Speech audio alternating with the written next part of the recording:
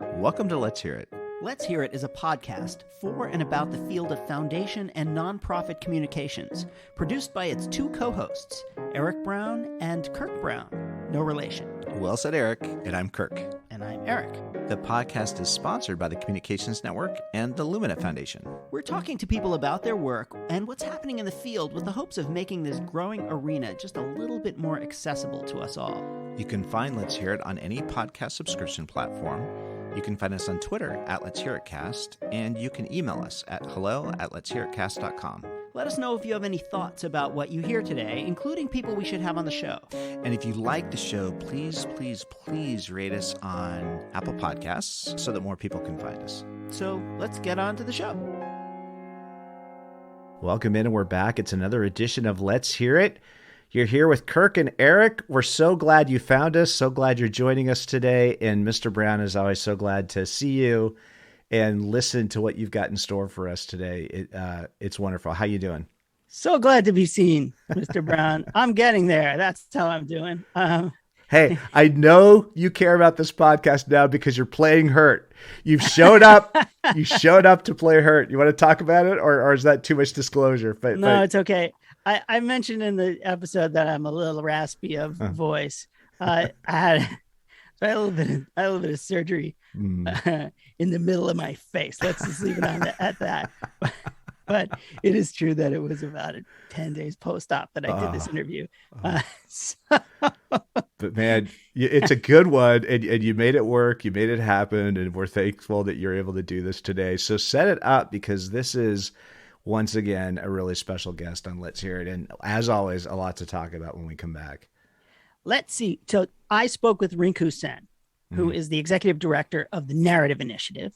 And full disclosure, and I mentioned that in our interview, I'm on the advisory board of the Narrative Initiative, but that only is because I'm such a huge fan of Rinku's, and her work has been really amazing on advancing narrative, particularly in the cause of racial justice. She is formerly executive director of Race Forward, which is another great organization promoting racial justice. She's one of the leaders of the Women's March, and she's written 2 books. Yeah. Rinku is a real leader in this work, and I was just so delighted to have her on and to have this conversation with her. Once again, so much generosity and so much to talk about in terms of what you cover with Rinku, her work, her background, her story, and now what Rinku is bringing to the Narrative Initiative. So let's go to the interview, and then when we come back, we'll have a lot to talk about. So this is Rinku Sen on Let's Hear It. Welcome to Let's Hear It. Folks, you're in for a treat. My guest today is Rinku Sen. She is an author, activist, political strategist, and she's the executive director of the Narrative Initiative. Rinku, thanks so much for coming on. It's great to see you. So good to see you too, Eric.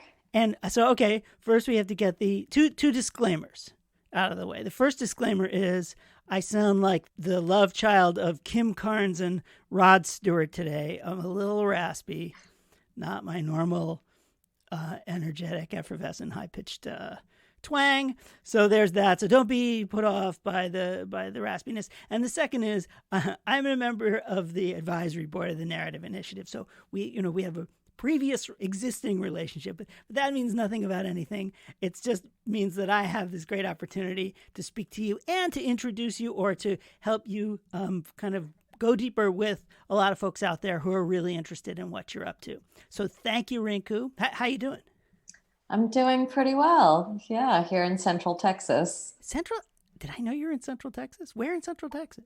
I live not too far from downtown Austin, about 30 minutes north, and we've had a mild summer.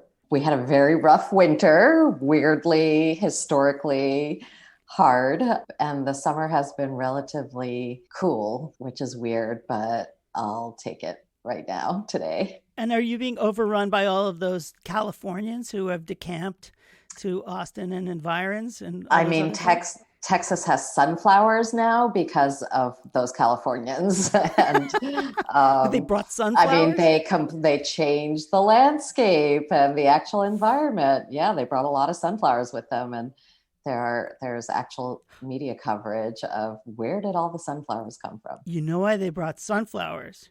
because you take sunflower seeds and you put them on avocado toast. Yeah. Good hipster avocado toast isn't good enough without the sunflower seeds and a little bit of paprika on top.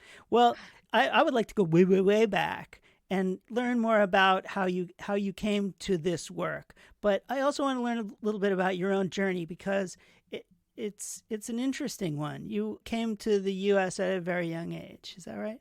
I did. I came to the States when I was 5.5 with my parents and my little sister. Next year is the 50th anniversary of our arrival to these shores. And I'm thinking a lot about that, what it means to spend a half a century being an immigrant family in this particular country.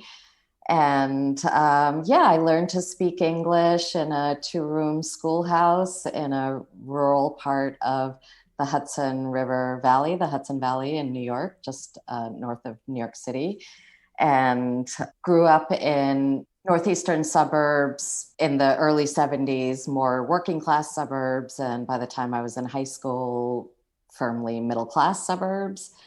And it wasn't until much later that I realized my family, in moving around from place to place as my father was trying to make a living, we often lived next to a Levittown in the early to late 70s. And Levittowns, of course, were post-war suburbs built for GIs, returning GIs and their families. And they explicitly excluded Black families from moving in and Black GIs from owning those homes. But by the early 70s, a family like mine, professional Asian family chosen out of the 1965 immigration law, were allowed to move in. And I've spent a lot of the last 35 years since I really understood that history, thinking about my position as a brown-skinned immigrant person in the racial hierarchy of the United States. And I think that me trying to figure out how to be that person in a responsible, moral, and effective way has shaped my career pretty much. Really interesting. So to be clear, you were born in India. Born in Calcutta. In Calcutta, and your mother's from Burma, is that right? My mother was born in Burma, but both of my parents are their families originated in West Bengal. Oh, okay. What's now West Bengal. So of Indian descent. Yes. Yeah. Yes. Well, anyway, obviously, as you just said, you grew up around a lot of people who didn't look like you and vice versa. Can you talk about what feeling that experience, how that has informed how you talk about race? Because so much of your work with Race Forward and now with the Narrative Initiative, has been in obviously creating narratives, communicating about this experience of race here in America, but I think it probably also extends beyond that as well. Yeah, I think maybe the most salient thing about my background is that I spent most of my childhood in some part as an outsider. I was literally an outsider who came in. And in many of the communities we lived in, I was the first person of my sort to come around. I mean, I'm not sure I can draw straight lines between how I grew up and things I experienced and the political strategies I've pursued, but I've spent my whole life, adult life, figuring out how to build multiracial community.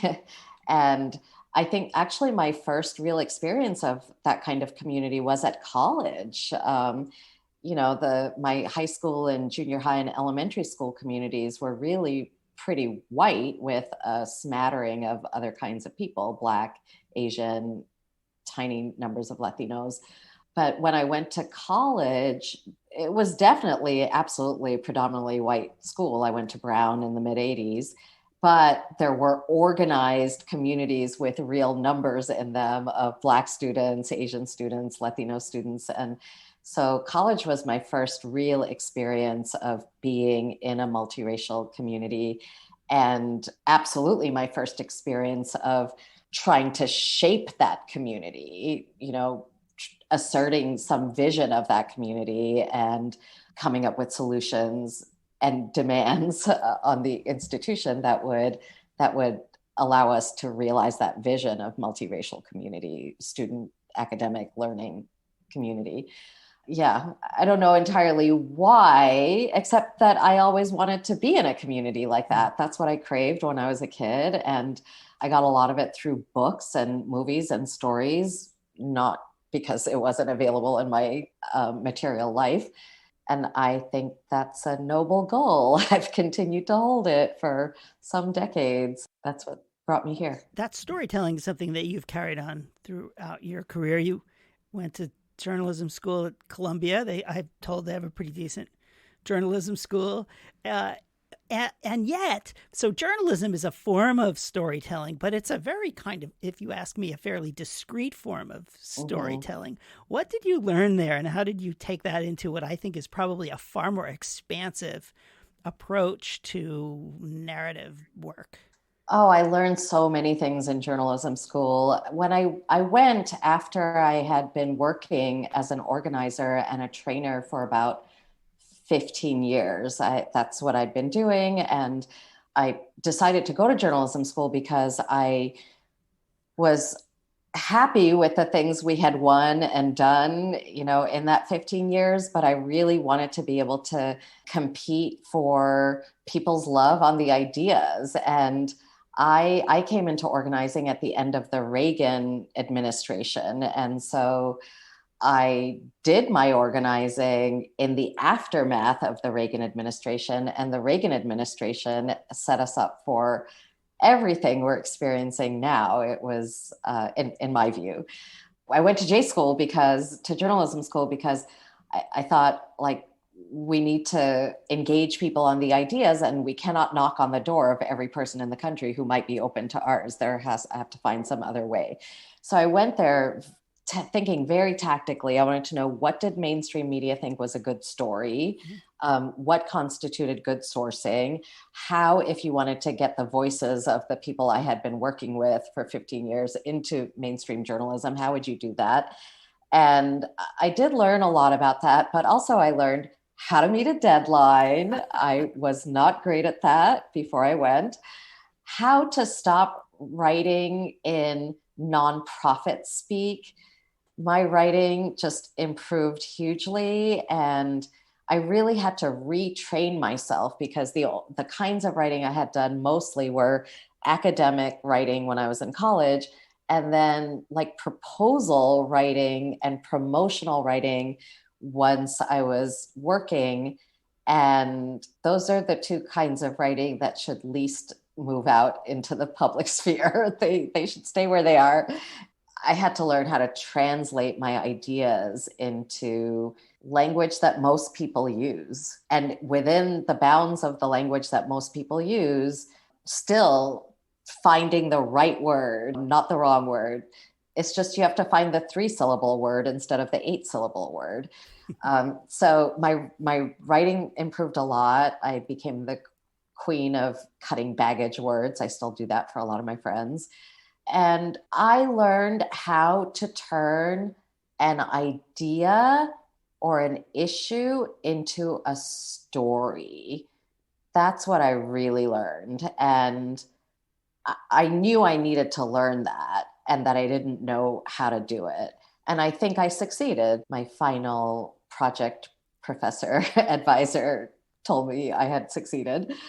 And I learned some things about reporting and what constitutes rigor in reporting that have really, really, really helped me a lot as I then moved out, graduated from journalism school and moved back into movement contexts where I was mixing up organizing, and we didn't call it narrative work, but narrative work, mixing those up to try to get some better results than what we had been able to capture till then. Why do you think that so many of our colleagues in our field are either afraid or averse to storytelling? Because we see a lot of descriptive writing, we see a lot of explanatory writing, and I always feel a lot of this work is missing the emotive, connective storytelling. Why do you think that is? I have a funny story related to that, actually. My second book, The Accidental American, it's the origin story of the Restaurant Opportunity Centers United.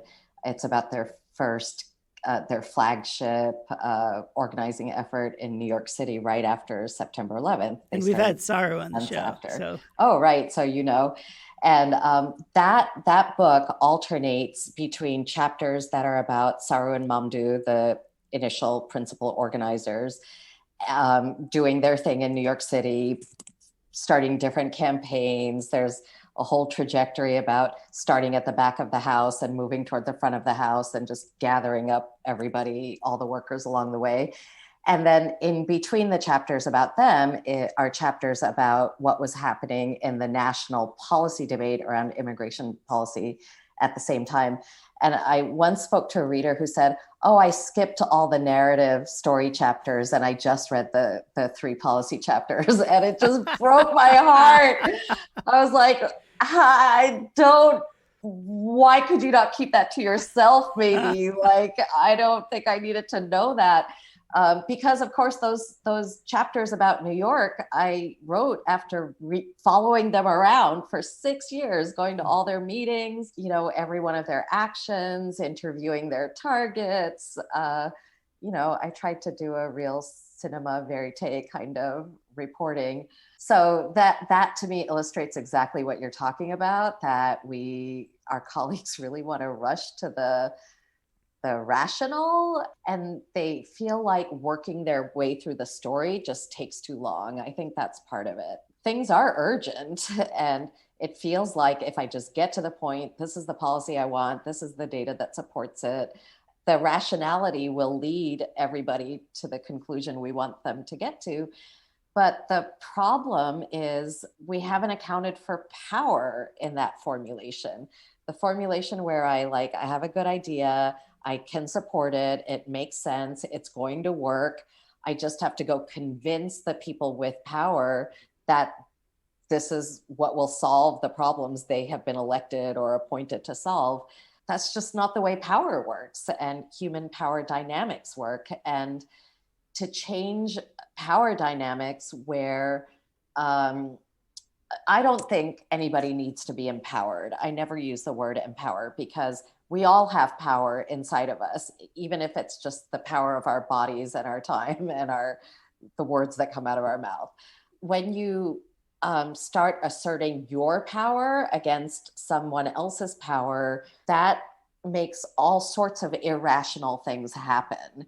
It makes people whose power is being challenged react with fear and defensiveness. It can make the people who are asserting their power not courageous, chicken about how hard to go.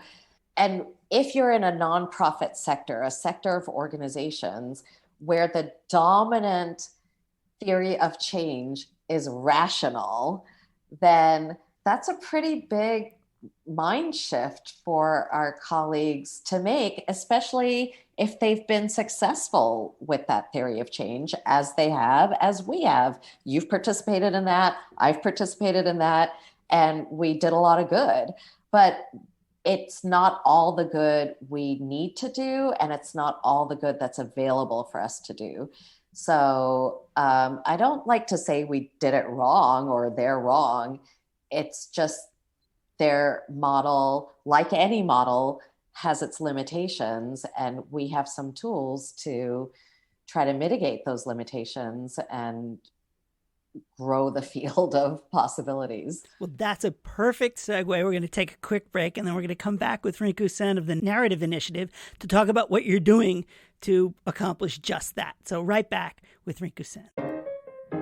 You're listening to Let's Hear It, a podcast about foundation and nonprofit communications hosted by Kirk Brown and Eric Brown. Let's Hear It is sponsored by the Communications Network, which connects, gathers, and informs the field of leaders working in communications for good. Because foundations and nonprofits that communicate well are stronger, smarter, and vastly more effective. You can find Let's Hear It online at letshearitcast.com or on Twitter at Let's Hear It Cast.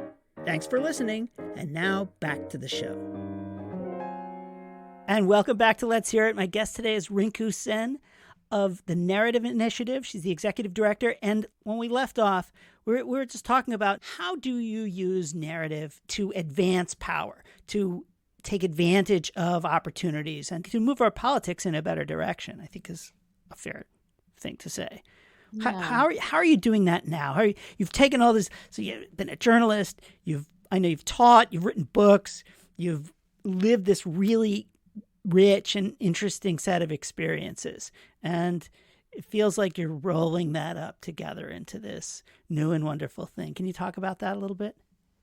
Yeah, I think that the big advantage of using a narrative strategy is that it allows you to recharacterize your people and unify around the values that you want to push, unify people around those values. I think that the reason it works is because human beings want to do the right thing. Like, that's something we really have going for us. They want to do the right thing.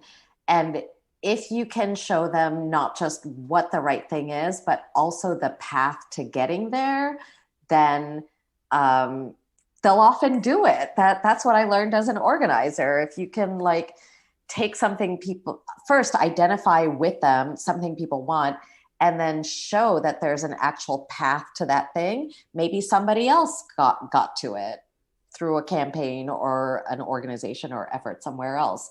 Maybe there's a law that says you're entitled to it, but you just haven't been getting it. That's the process. And so if you do good narrative work, which means that you're lifting up certain themes and ideas through all of the things that create a story, and the telling of a story is only one of the things that creates a story. Actions also create stories. So if you can get clear on the themes and ideas that you want to move forward, that people have to hold in order to support your solutions, getting clear about that is the first thing to do. Then the activities that you take on, the actual narrative shaping activities, can involve everybody. Like, you don't have to have people who are able to do direct actions. They can tweet, in fact, on the narrative you're trying to move. You don't have to have only policy wonks on your team. You can have artists because there's a part of your strategy for the artists to contribute to. So leaning into narrative, I think it grows our constituency. It provides roles for people to take, because that's what a movement is. It's lots of people doing lots of things, right? And it allows you to actually discuss the deepest values that people hold. I'll give you a couple of examples of how we're trying to do that at Narrative Initiative. One of the Thank you for doing my job for me, because Yeah. That was my next question. Go for it. We see a ton of potential in social movement organizations. Human beings are natural storytellers, therefore organizers and community leaders and advocates are also natural storytellers, and we all have that as our birthright as human beings. But sometimes we don't have all of the skills needed. So one thing we do is run a ghostwriting service for community leaders and organizers. It's a membership system. People join, groups join, and every month we work with them on at least one writing engagement, a Twitter thread, an op-ed, or a letter to the editor. And 9 months in, we've had at least one of each of those kinds of writing published. We're finding that just because we are there holding somebody's hand as they figure out how to communicate about the work that their group is doing, because we're asking them questions, they start to understand, oh, these are the questions you ask every single time. Oh, Megan's asking me this question for the third month in a row. That must mean I should always think about that question. We're asking, who are the audiences you're trying to reach? What are the what are the outlets that those audiences are going to? Those two questions immediately surface conflicts in the strategy, because people will say, we're trying to reach people like us, people in our constituency. We want them to join the cause. We want them to sign a petition, whatever. Well, where do you want to be published? We want to be published in the Washington Post. Well, where are your people? They're in Tulsa, Oklahoma. Are they reading the Washington Post more or something else? We don't pretend to know how to do this better than everybody else who's out in the world trying to make change. But we are willing to use our human resources and our time to do it with our constituency, which is social change makers, and learn together. I think that's a key principle of ours. Another thing we're going to be doing is conceptualizing narrative organizing. So narrative is not something you want to impose on people, like after having, some set of sheltered, wealthy folks run a bunch of polls. You want to build narrative and the strategy for getting there with the people whose narrative it is and who are going to be affected by how that narrative gets taken up or not.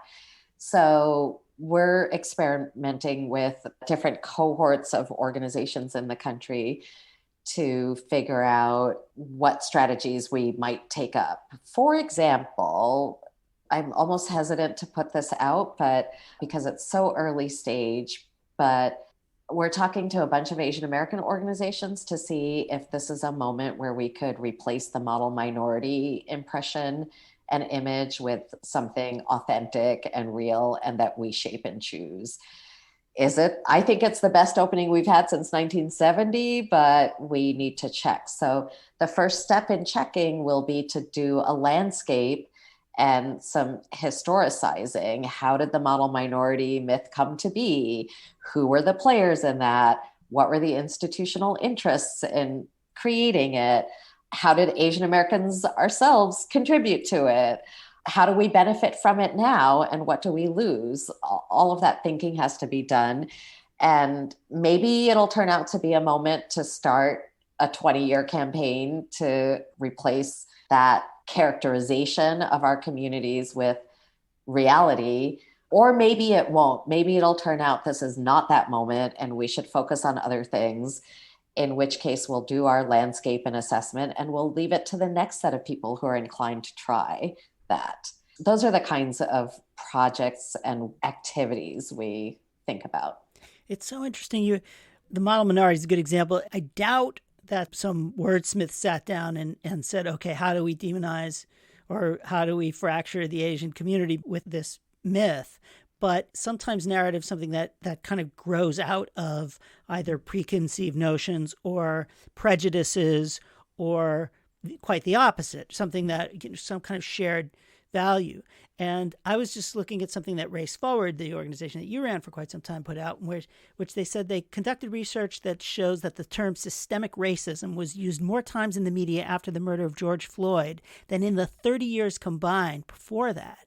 So there's this thing that exists inside us, an understanding of something that pops when sometimes an event helped capture a moment in which a narrative emerged or flourished, or use whatever word you want to say. How do you think about the marriage of that, this understanding that events shape us and that there are ways to pull it together into something that people can understand and rally around and connect with, that these things kind of they go hand in hand, or that they can exist in relationship to each other?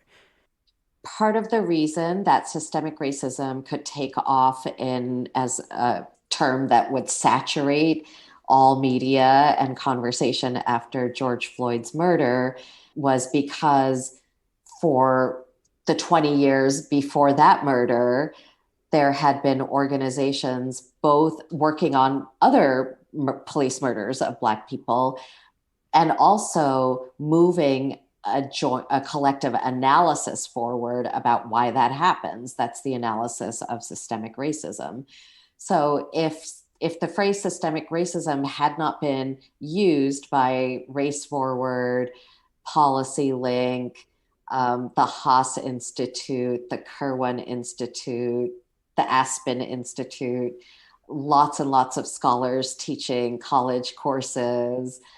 If that hadn't been happening in the valley periods between movement peaks, then the framing of what our country was dealing with in the aftermath of Mr. Floyd's murder would not have been systemic racism, would have been something else, like one bad apple, and in fact, it would have been the something else's that we've dealt with before. I mean, I was in California both when the Rodney King tape came out and when the acquittal of those police officers happened. And systemic racism that was not a moment that put systemic racism squarely into coverage afterwards. All of the building that's happened in the last 30 years made the post George Floyd moment really different from the post Rodney King moment. Well, you've actually, all these lights went off or on, or whatever lights do in your head when you learn something. But this notion that the time that we spend thinking and analyzing and doing research and getting deep into how we use language and what things mean is what you have to have at the ready to take advantage or to be responsive to things that are outside of your control. Mm-hmm. And it makes it feel like that's the essential work of the Narrative Initiative and other organizations like that, which is what you're doing. You're sharing information. You are conducting research in certain instances.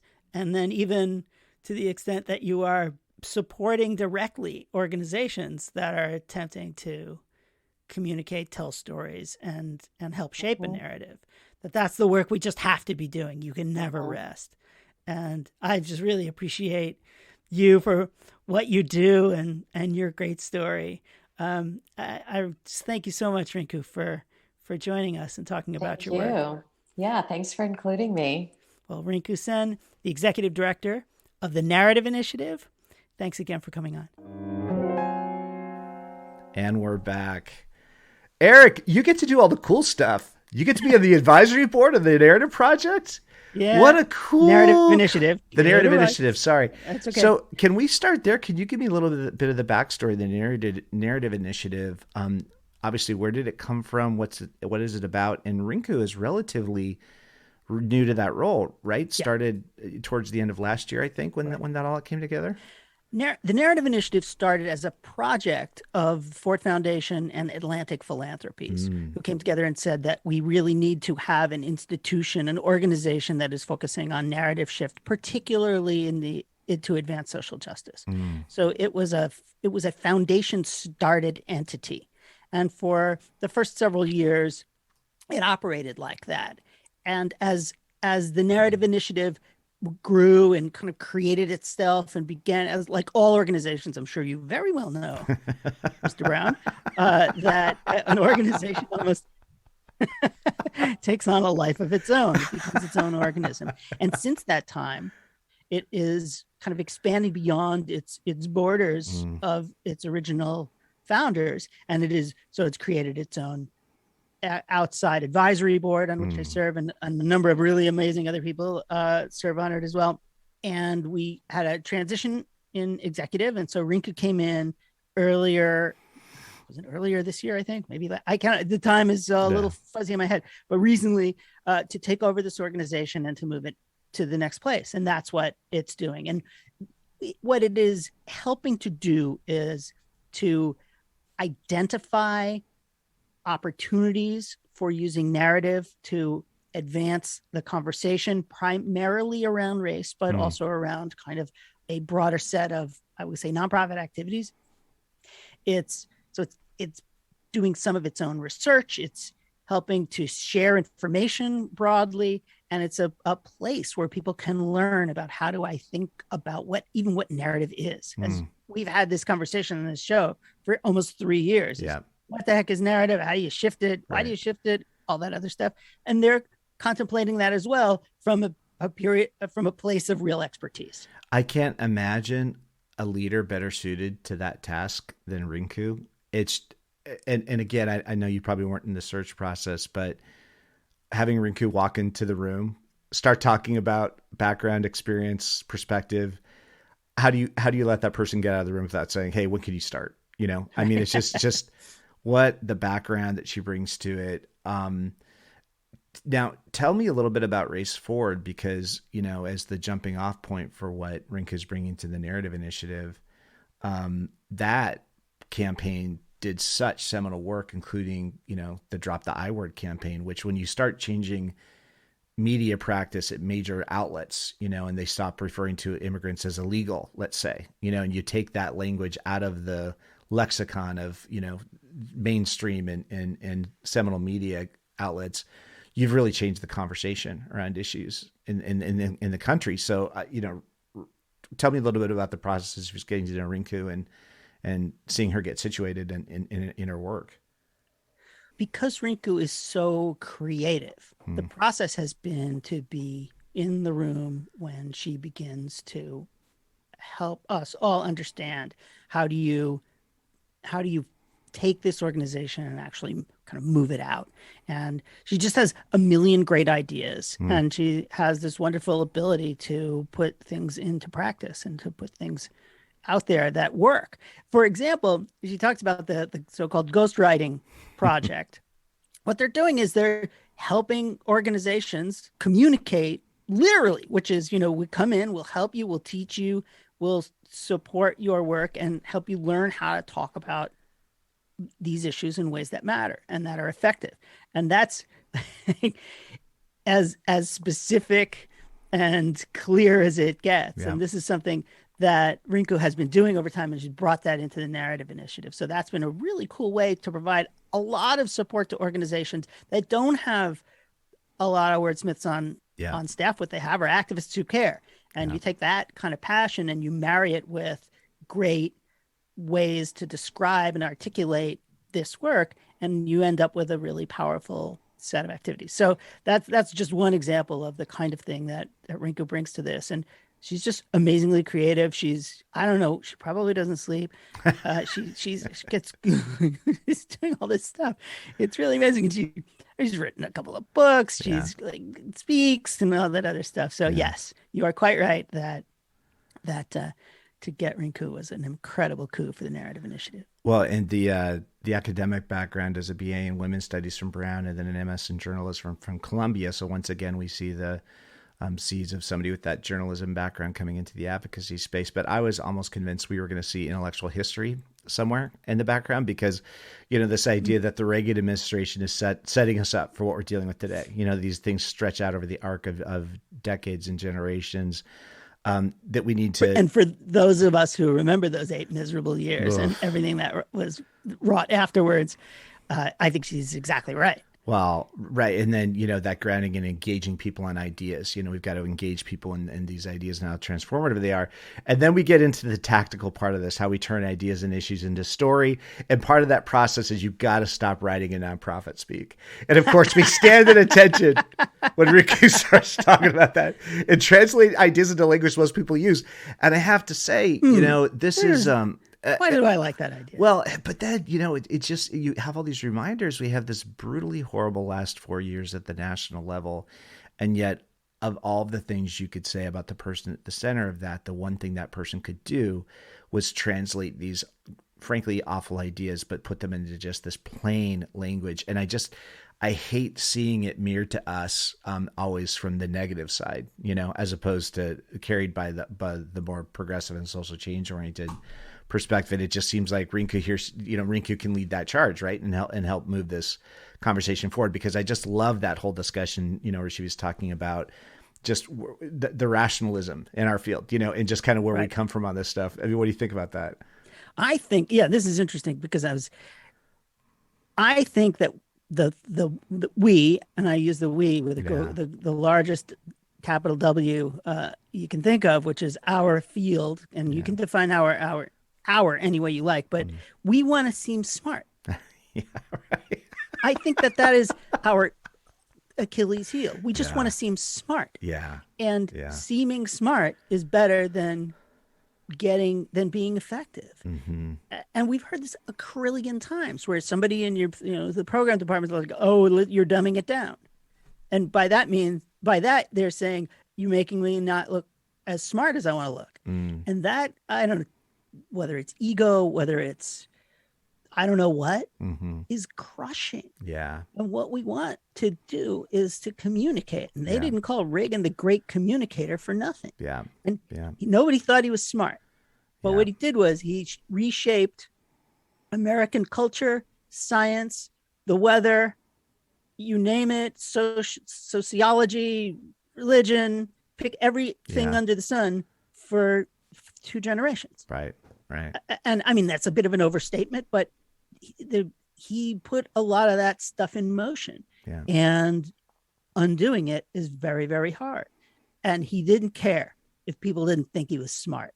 In fact, he probably even kind of thought it was funny. Well, you know, whether he was smart or not, it doesn't matter. But he didn't care.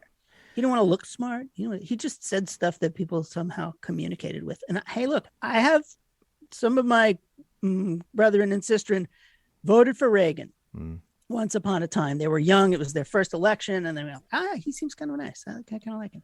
And and I know you're out there, and I won't name names, but still, I for the record, my first election, I voted for Mondale. I worked for Mondale, but that doesn't mean anything at all. Yeah. So that's my long rant on why we have to communicate in ways that can speak to people's values, and we have to stop caring whether or not we look smart.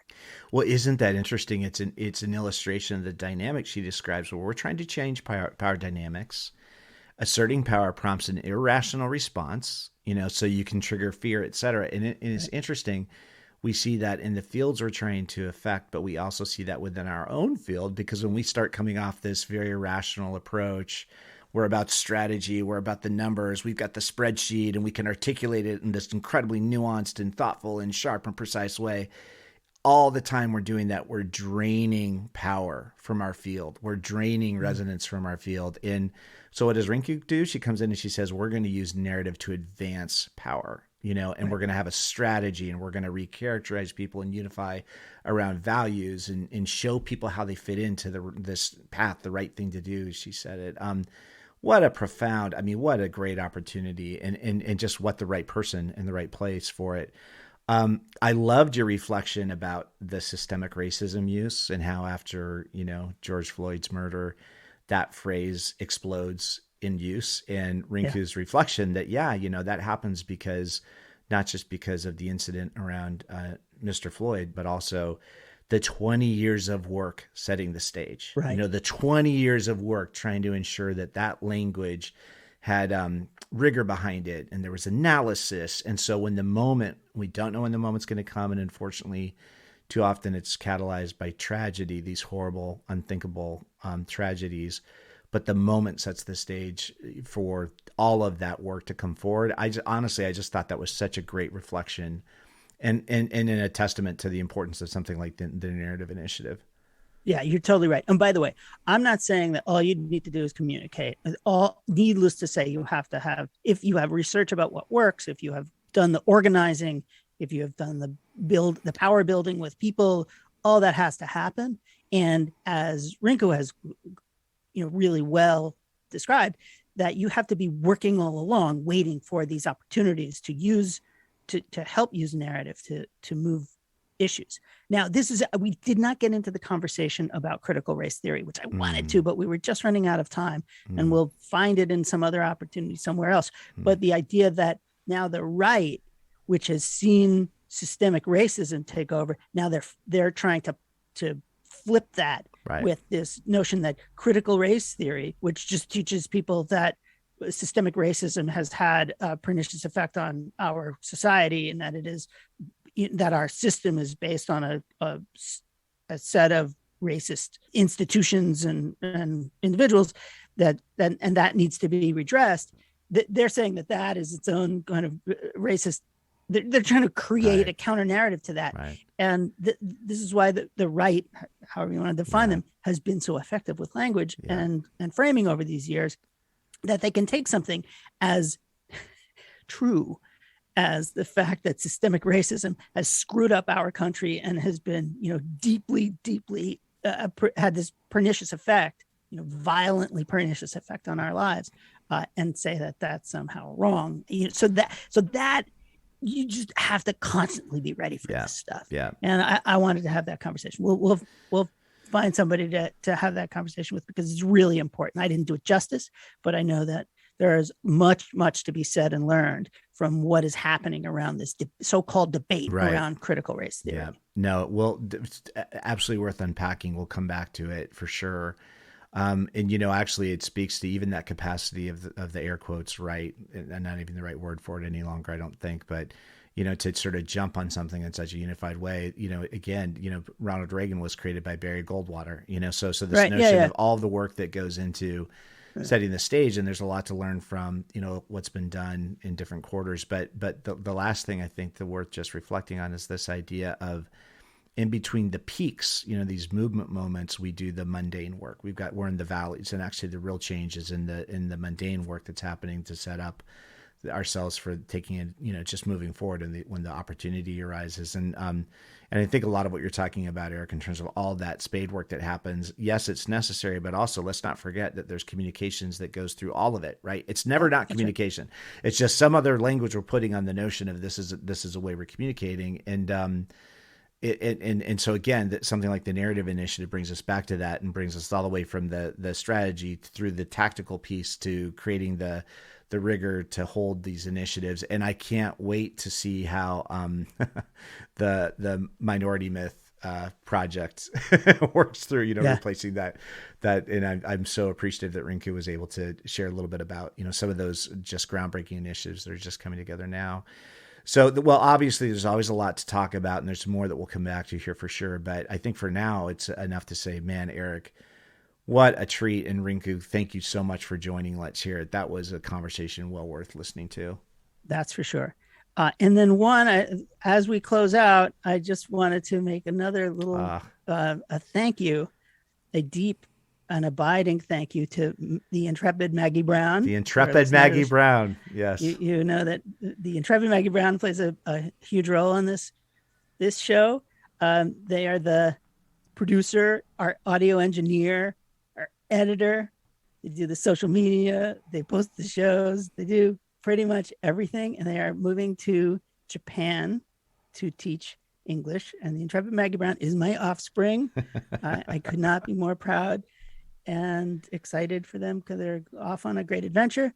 And if anyone out there wants to be our audio engineer and be our intrepid, whomever you are, give us a call. Yeah. But thank you to Maggie Brown. Yeah, they really helped us. And Maggie is a colleague, a coworker of mine, and Maggie brought a ton of grace, intelligence, expertise, and tenacity to the work that they were working on with us at Reach too. So not just on the podcast, but on a number of other issues too. So Maggie Brown, thank you. We will miss you. And I keep Mr. Brown encouraging Maggie to not leave Let's Hear It behind when they go to Japan, but I don't think it's succeeding. What an exciting adventure ahead. Well, thank you, Maggie. Thank you, Rinku. Thank you, Mr. Brown. What a great conversation. And yes, if you're a top-notch audio engineer, we'd love to hear from you. Let's hear it. Thanks, everybody. See you next time. See you next time. And that's it for this episode. Please let us know if you have any thoughts about what you heard today, or people we should have on the show, and that includes yourself. We'd like to thank Maggie Brown, our intrepid production coordinator. John Ali, the tuneful and inspiring composer of our theme music. We'd also like to thank our sponsors, the Communications Network, the Lumina Foundation, and the Heinz Endowments. Thank you. And check out the Heinz Endowment, their terrific podcast, We Can Be.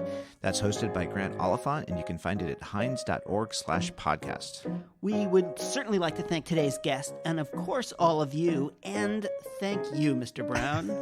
No, thank you, Mr. Brown. Till next time. Let's hear it.